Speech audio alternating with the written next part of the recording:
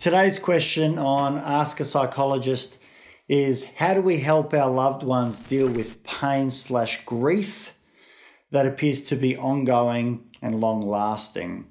And how can we help them move along without constant reminders and issues from the past? This is a great, grief and loss question. I think we've all more than likely experienced either grief and loss in our own lives or have loved ones that have lost their loved ones that are struggling with getting over that loss. One thing I think is the absolute key to understanding and appreciating grief and loss and supporting someone through going through this journey is to be patient. There is nothing more important than patience. And I say this because it's so hard for us as loved ones to watch, witness, observe someone that we love to go through grief. Grief is such a painful experience, and it's gut-wrenching to watch someone, hurt and suffer so much in the pain of losing someone that they love. We could talk about the grief of the loss of a dream or something like that, but specifically today I want to discuss it as the grief of a lost one. I think it's so impactful to not try and push someone across to no longer grieve or to get over their grief or to grieve quicker and pass it. This idea of, can we get rid of these constant reminders of the past? I would have to err on the side of caution and say no, I don't think we can just go out and stop that for anyone. I think that's actually part of the grieving process.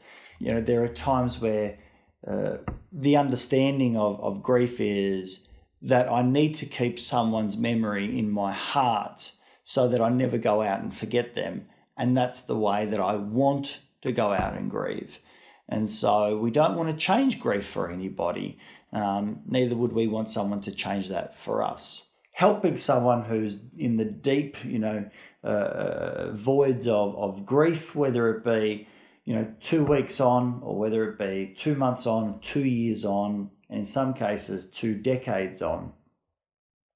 I would say sitting with that person and making space and room to inquire about their loss, to talk about the person who's passed, to find out why that person has been, so special, important to them, and how they felt since their loss and how life has changed. Not trying to remove this feeling, but rather step into, lean towards this feeling. Now, I know that there's going to be huge reluctance to do so from loved ones, because the moment we start talking about one's loss and how it's felt, we often, in some sense, invite lots of crying and lots of hurt, lots of tears, emotions, and that's generally what most of us are trying to avoid. We don't want to make our loved ones upset. I'm kind of saying quite the opposite. I'm somewhat saying maybe we go out and we ask these prudent questions, which don't necessarily make someone upset, but it's likely they will become upset. Why? Because it goes to the core, it goes to their heart. As a matter of fact, that's exactly what I do in my sessions when someone is going through grief. We talk about their loss. We talk about, how they heard the news and what that felt like. We talk about what life's been like since. We talk about, what they wish life was like, that it, and how it isn't anymore. The one thing that we definitely don't want, and it's not a judgment for anyone, because I think loved ones do get upset and they just want the best for those that they care about and love. They might go and say, it's been a year, you need to get past it, or you need to get over it, or you need to go out and process it.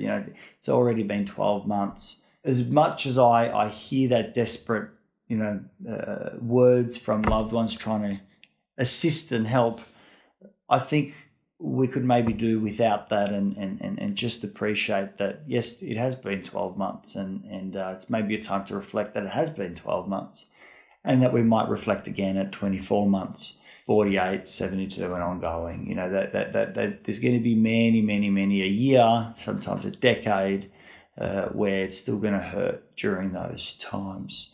So be patient, be compassionate, step into the grief rather than avoid it. And I think we can assist in coming to terms with processing, if you will, that grief and loss experience.